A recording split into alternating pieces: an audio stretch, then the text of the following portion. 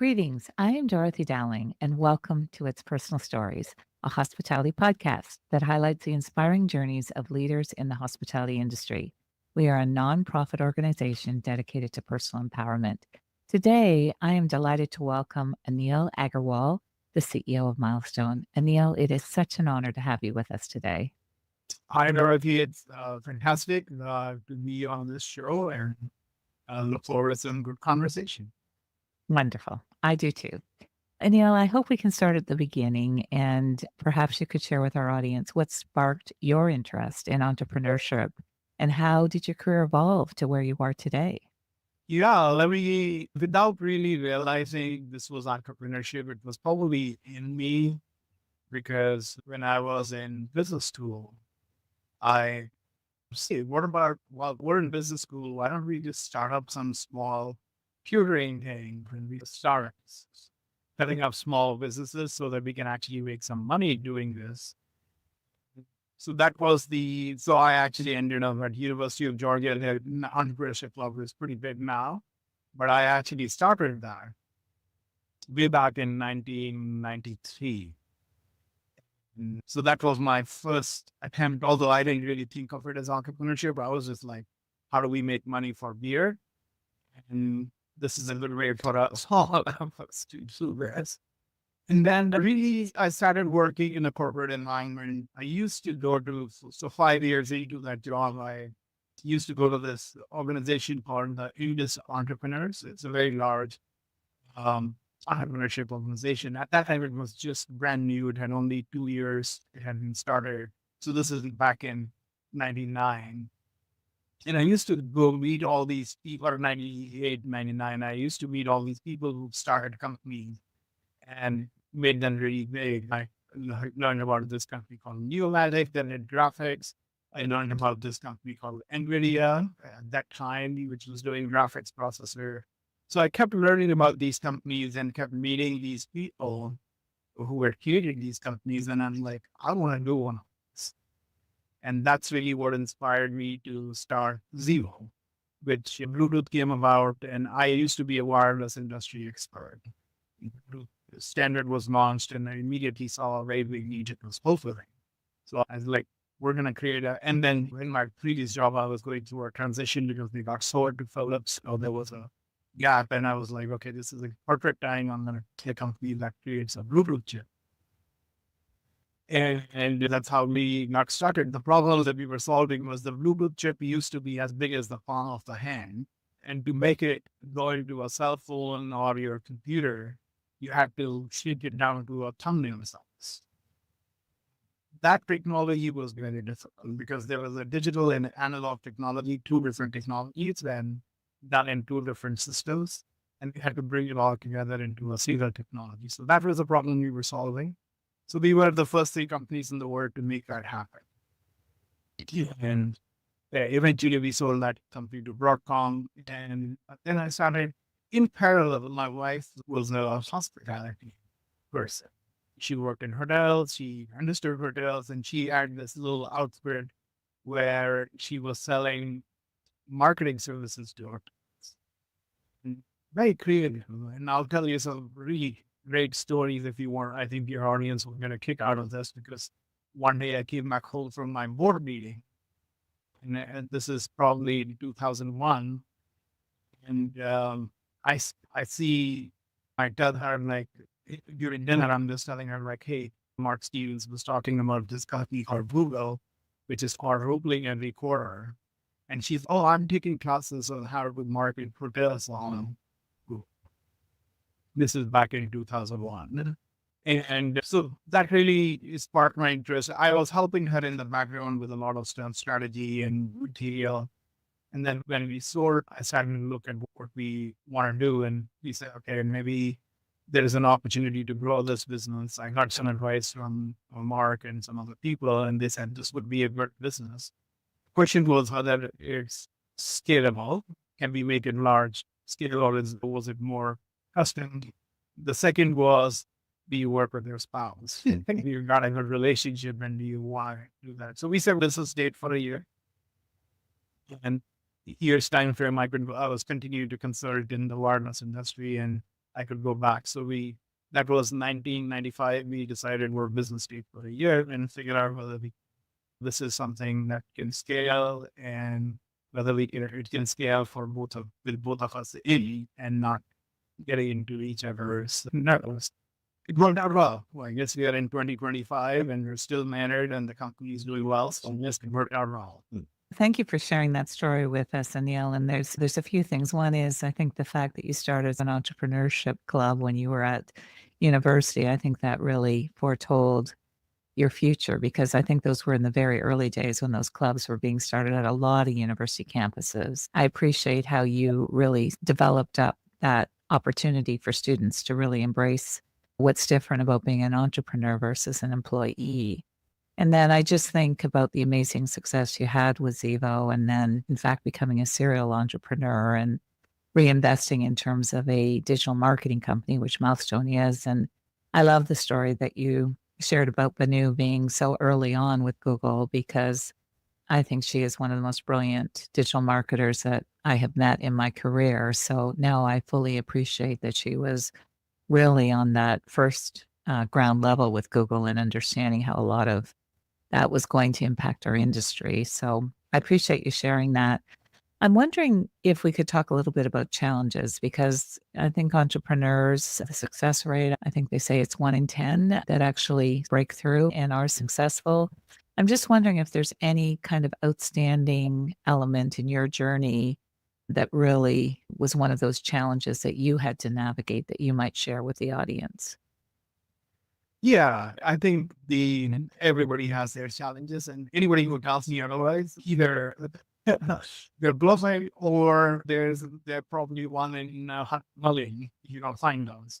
But we had our sets of challenges. Theory, then I do a lot of coaching for young kids as well, and I tell them like, look, you're gonna go out and do big things, whether in the corporate world, whether in entrepreneurship, it doesn't matter. You're gonna go. The fact that you're gonna start rising to the top is because you're really good. But being really good does not translate to success, right? And there's a lot of other things, including that, including timing, including there's a whole bunch of things that do success. And I think that was a humbling experience and lessons for us because you come in very heady, you're top of your game, you're one of the best in the industry, and you started this company. I mean, when we started Zevo, I was 31. I was the youngest semiconductor company person in the industry. And at that time, you didn't have 30-year-old CEOs and internet changed all of that. But in that time, and you felt awesome about everything. But then as you start building stuff, we were solving a very difficult technology problem. And in very difficult technology problem, and it just took us a lot longer to solve it than others, or than one other. The third one sold itself earlier.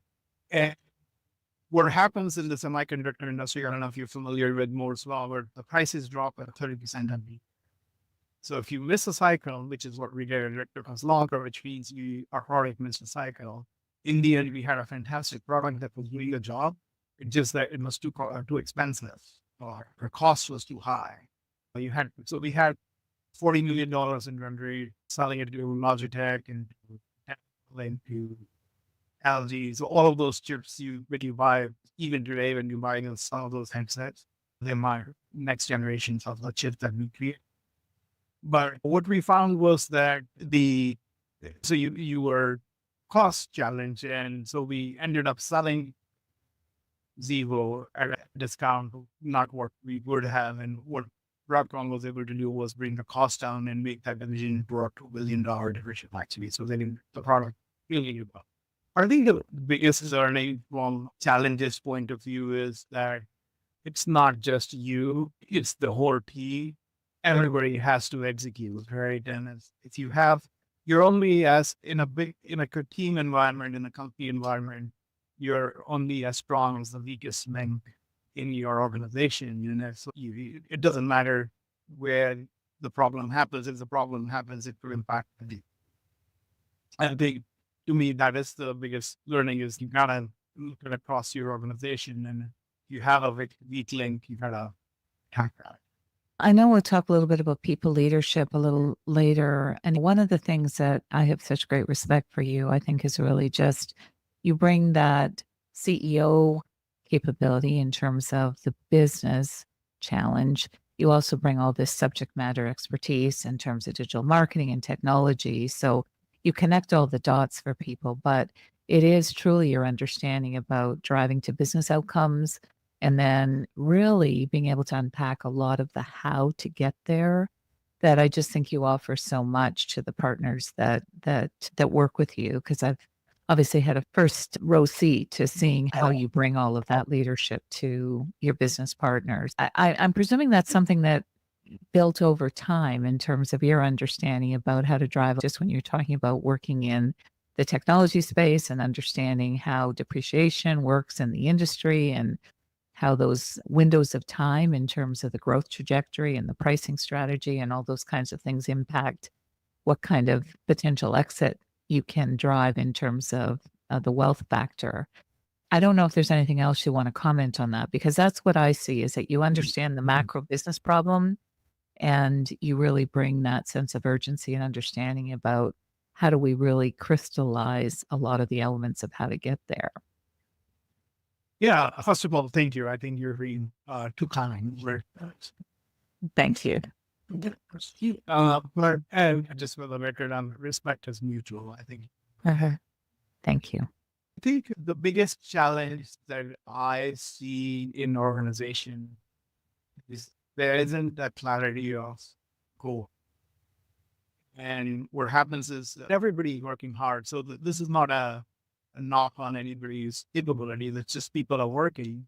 But what I find is that when you set a goal for people, you give them clarity of this is where we need to get to, you get just much better outcomes, right? The effort may be similar, but it's more focused. People are attention. So that's one thing that, I tend to do. Now, the challenge is that you can set a goal if people don't understand what that is. How to get there, right? So the job of the leader is not to just set a goal and say, tell me how we're going to get there. It is to seek input and figure out how to get there. But in the end, the leadership is about making sure people believe that they can Get there. Yeah. and making them, and whether you do that through ideas or you do that through creating a dialogue and conversation, sometimes rough conversations, sometimes uncomfortable conversations, but you have to get people to start talking about how do you get there. So that's one of the things. And I'm a very big believer in if people don't understand, they will not be able to. So I spend a lot of time, whether it's with our customers or partners or our employees, making sure that people actually understand. Yeah. Right. And sometimes I feel like there's people you just need to have a positive outlook on that, right? If somebody doesn't understand, your job is not to make them bad about it. Your job is to make them understand. Right. Because they might build right have to the future. But most of the times, most people, I think one thing that I learned about leadership is most people want to do well. And so if you give them the opportunity and you enable them, they will rise up to the occasion. I think that's really good advice for everyone. And because I do also believe that everyone wants to be successful, Anil, but I think what you do extremely well is you ask questions to help people understand, because I think the questions that you ask actually allow others to potentially be on that path of understanding on their own journey. Anyways, I admire how well you do that. I'm wondering if I can ask a little bit about your own commitment to learning, because obviously you're on the forefront of digital and marketing, and there's a tremendous amount of change that's going on in the space, particularly right now with artificial intelligence. I'm wondering if you can share with the audience about how do you stay on top of your game? Yeah, what does your professional growth investments look like? Yeah. I subscribe to this principle, Dorothy, and very strongly. And knowledge is found. If you understand stuff, you're gonna be able to execute on that stuff better than everybody. So I spend a fair amount of time reading articles, and it's just not reading. Like a lot of times, I focus in on if I was to be able to stand up and ask to speak on this subject, how would I do that?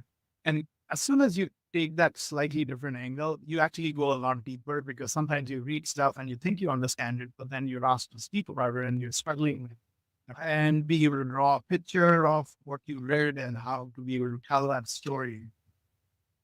So I'm a very big believer in learning, reading. I'll tell you a very interesting story at Milestone. So I think you're going to get a kick out of this one because, so I told you I decided in the video in 1995 that I'm going to help. And the reality was that she had never actually sold before because she was the only one doing that stuff. She had 60 hotels she worked with, and she had a really list of customers. I remember those days. Everybody wanted Banu to help them. So she had never sold before. So when we decided that I was going to help her, like I was going to make, hey, what should I work on? And we decided, now I'll look at sales, marketing, output, around business strategy. So the strategy as well, but technology and development. And I said, what should I work on? She's like, I have no idea. You know, you decided that you think you want to try this, but I had no need. I'm like, once you do is that we need to grow this business. So I'll do the sales thing and I'll call this.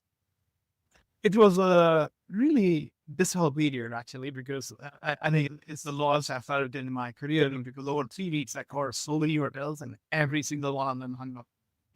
And for you're putting there for a little bit and like, so I had nothing to do with the next sound was because all I did was call and they hung up. Then I was like, but in the process when I was browsing and I was like, okay, if I really want to understand, and the one part of the reason was I couldn't talk about them. I said, I'm going to understand and read about hotels because that is who I'm selling to. So I went, downloaded some profit and loss. At that time, internet was not all that great, but there were some P&L statements online for some of the chains. I think it was a Hilton, it was a couple of, I downloaded what a P&L statement and I just really absorbed it. I created an artificial P&L, and if I was running a hotel, this is what I would do. And longer, third or fourth week, I was calling in and I called this hotel at Hampton in Kentucky. I still remember there was a GM at Rick at that property, and he picks up the phone and he started chatting with me. Finally, I got to a person who was chatting rather than hanging out. And then he said, like, how long have you been in hospitality? And I said, 4 weeks. And then he said, so what did you do before? I told him a little bit about what I did before. And he said, so you think you're one of those Silicon Valley guys who can sell me anything? I'm like, that's not really true because I've been able to sell a luxury for the last 4 weeks. And he said, look, I know you called, I like talking to you. I'll do one thing. If you tell me the cost of my laundry in my room, like all the laundry and towels, I'll buy whatever you're selling. He had, till this point, we hadn't even talked about what I was selling. We were just chatting. And he's like, I'll buy whatever you're selling. And I don't even need to look. So I told him because I had done the P&L. So I told him exactly what the cost was. And he was a man of his word. He bought the truck. Then he said, okay, show me what you're doing. And then he bought the truck.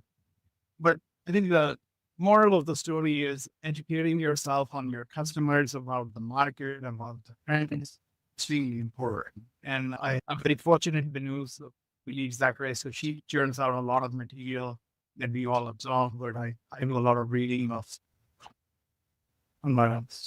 But I think so. You've said a lot of things that I think have really great relevance for the audience. And one is that sales is really hard, and that whole element of being rejected, that's just part of the sales journey. And that's why I have such great admiration for people that are in a sales and business development role. I think the other part in terms of being informed about your customer and really understanding their business challenges and understanding how they make money is also really important for people to be able to add value in terms of driving their growth. So I think those are really foundational elements. I also just think that commitment that you have to continuing to up your game, because some people come from another industry and join the hospitality industry. A lot of us, like me, have been in it almost my entire career. So a lot of that has been part of the journey as we have gone. But I do think having that category knowledge is critically important to be able to add value to others. I'm wondering if we can talk a little bit about success, because I think this is a natural lead on from what you're saying, is that Success always means different things to different people. And I would love to understand how you define success in terms of your profession and also you as a person. Yeah. Mhm. But before I do that, I do want to say that out of my 30 years of career, 20 have been in hospitality. So Yes. I'll say that I understand hospitality market well. Like, You do. 2005 to 2025, 20 years for sure.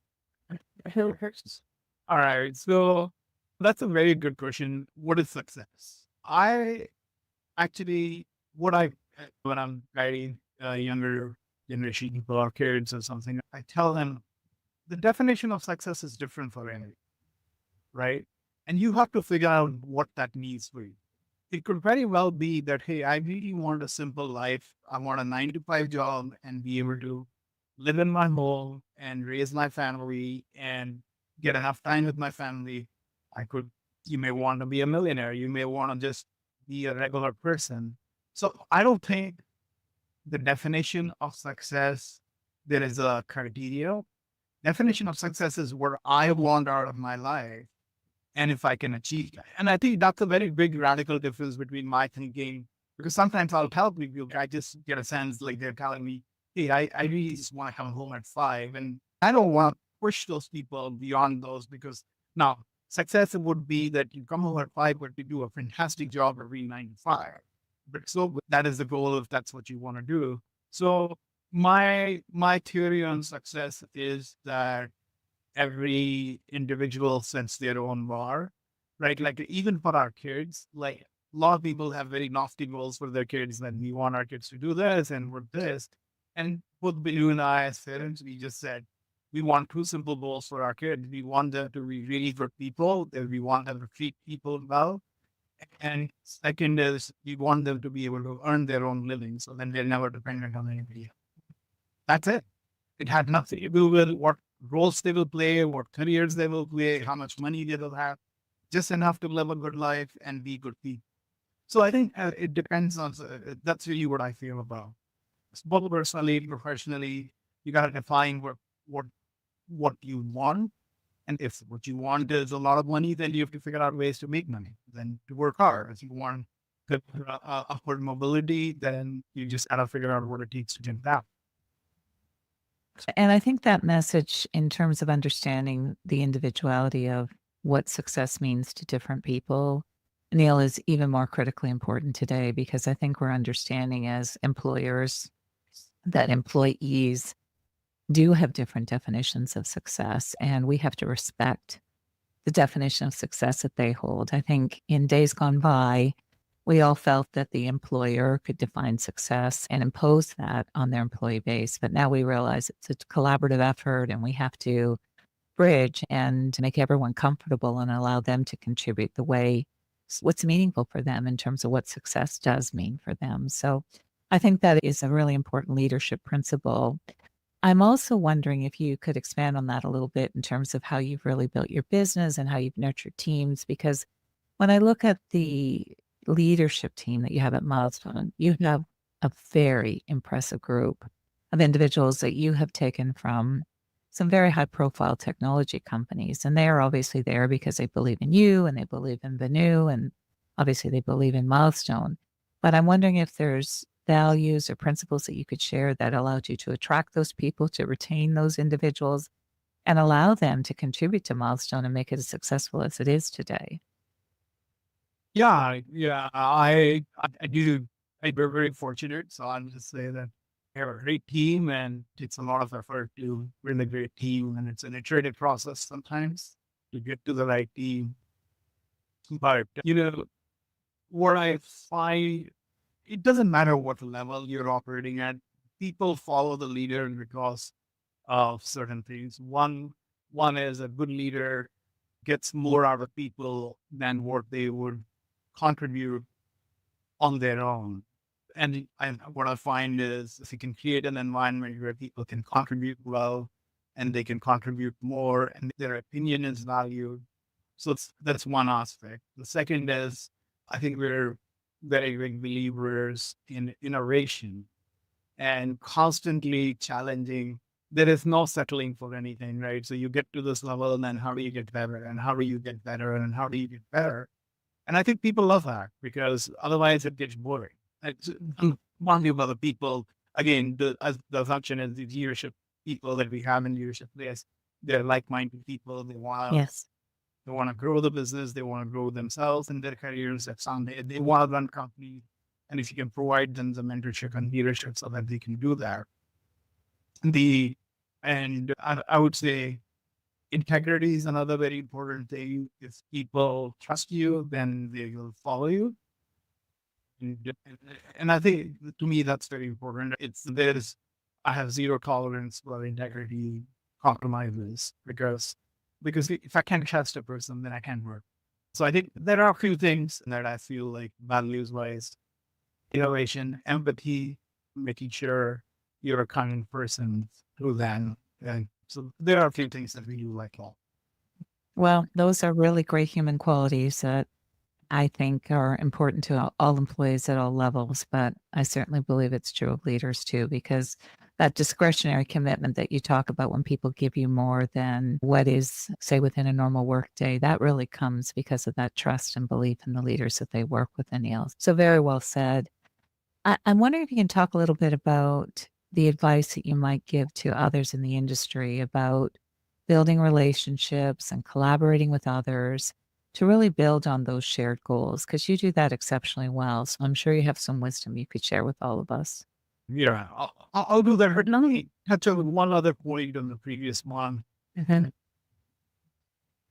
I think when the employees understand what impact are they having, they tend to perform better. Mhm. Well, so there are two schools of thought. Just do your job. Or the second is, here's how your job actually is impacting the company. And if they can get to that point, you create a culture where employees can understand how what they're doing impacts the company. Almost invariably in my career, you get more out of it. Yes. No, I think that comes back to some of your earlier thoughts about unpacking understanding for folks, because I do think that clarity of understanding really empowers everyone to stay focused on the right things and do more of the right things to help everybody win together. So thank you for that. Yeah. So now it was about relationships and collaboration. I don't know if you have any wisdom. I know I do. I think the biggest, and this is probably the biggest flaw some of the smartest people have, is they think they can do it all by themselves and they can do it on their own. Uh, I've got some good advice from them because my kid was errors. And you realize that you're not all that green after all. You need a lot of people to be great. And the people who don't follow you, people who actually are with you and they're with you. So it's not like you're the boss and you can just lead, and it's more of you're taking them with you and they're all great. So I believe in relationships. I think building, my advice to people is figure out the ecosystem of relationships that you need, whether it's on the partner side, whether it's people who are going to be vendors to you, who are going to help you succeed. And then you really have to, especially on the vendor selection, I think, and we tech companies have a big thing there. It's not invented here, right? I want to do everything myself. But that can hurt you because you're not great at everything you do. You want to be able to outsource the right portions, bring in the best of the best where that is necessary. So those relationships, Dorothy, are very important. Your vendor relationships, your partner relationships, your industry friends, how I just love the interaction you and I have. And that's a relationship that's based on where you bring in the value that you bring and we add value where you bring, and it's collaboratively one plus one is far greater than. Yeah. Like, I think that's how I see. When you say that, Anil, I had the privilege of working with David Kong for a long time, who's the founder of this, It's Personal Stories. And that's the way he always spoke, 1+1 = 3. And it is that power of collaboration and really understanding how together we are so much better than we are individually or even as just two people. It's a power of the extra work that comes, or the extra learning that comes from just the two people really powering each other. So I'm wondering, we're coming up near the end of the interview, Anil, and we always like to ask a couple questions. One is if you were sitting on your shoulder of your younger self today, if there's any particular advice that you would offer to yourself as you started your career journey. Yeah. I think I would say get the right team. So when you get placed with a responsibility at whatever level, what I tell people is, or tell myself, the reason I have that responsibility is because somebody thought I was really good to and was going to be able to get that done. So making sure that you're confident at that point, and if you're seeing flags, then you attack them. Don't second guess yourself, right? Because you'll be placed in that situation. I think I do in corporate world. I just think I can't emphasize under how important people are. So if you find yourself with people on your team who are not moving with you or not aligned, then as a leader, you have to make those tough calls and make those changes. Because if you don't, everybody else will suffer along the way. Yeah, that's very good advice. And many of us avoid those kinds of hard decisions because they are so hard. So I think that is advice that we should all adhere to. I'm wondering if there is anything that someone in your career, what piece of advice that they offered to you that has been very influential. Yeah, my mom. And I keep it's a very simple advice, Dorothy, because what she said to me is if you're good at one thing, you'll be good at everything you put your heart. So you have to believe that, right? And I've used that time and again. I was a really good engineer. Actually, I wrote a lot of research papers. I was doing a lot of scientific work. And then you switch to marketing or management. And I was very afraid. I was in a different country, different environment, didn't really understand the business environment. And she had only one tip for me. Hey, if you were a good engineer, you'll be a good product management and you'll be a good leader. It will be good. And I think I've used that over and over again to inspire myself. The second advice is there is no replacement for hard work. There is just, no matter how smart you are, every single leader, they may not show that, but every single leader who's out there work very hard. So those are a couple of things that I think I go by. Anil, I think those are very impactful statements because essentially your mother had said, if you really love what you do and you're leading with something that you have that great heart for, that you will be successful. And the other part is that it does take hard work. Nothing comes that easy. And so we always have to make sure that we are fully committed to driving to those business outcomes. So I appreciate that. I'm just wondering, as we come to the close, if there is any other message that you'd like to leave with our audience in terms of the hospitality professionals that are listening or viewing this episode today. Yeah, I think I just simply love the hospitality industry. And I'll tell you why I love it, because Dorothy, at a very macro level, we're doing is we're making people's dreams, imaginations come alive, right? When they travel and they go to all these destinations, and basically we are enabling all of that. If now those things would be possible. So in the big scheme of things, we're actually one of the highest level of satisfaction from the jobs that we're doing because you're making people's dreams come. Yeah. And I think it's a great industry to be in. There is a lot of innovation. Apply yourself, do this, work hard. Don't let anybody tell you otherwise that you can do successful, and make your definition of success and go ahead. Perfect for others. Well, Right. Great industry. I think you've articulated it so well. One of the things that I do love about our industry is traveling is a learning journey for many of us, and it is incredibly satisfying in terms of enriching our lives. But the other part that I love about our industry is that there's just so many entrepreneurs, and I have great admiration for entrepreneurs like you because you really do put it all on the line and you're making a commitment in terms of growth and building something. And I think that's a very admirable pursuit. If I may, Anil, I just would love to thank you for taking the time today to share your story with the audience, share all your wisdom in terms of your entrepreneurial journey. and also how we can all become better in terms of the way we manage our careers. So thank you. Well, thank you, Dorothy, for inviting me and having me on your show. Of course. Love the conversation, and hopefully your audience enjoy. Thank you. And if I may also thank our audience and say, if you have enjoyed this interview with Anil, I hope you'll come and visit us on our website, itspersonalstories.com, where you'll see webcasts and podcasts from other industry leaders that will empower your knowledge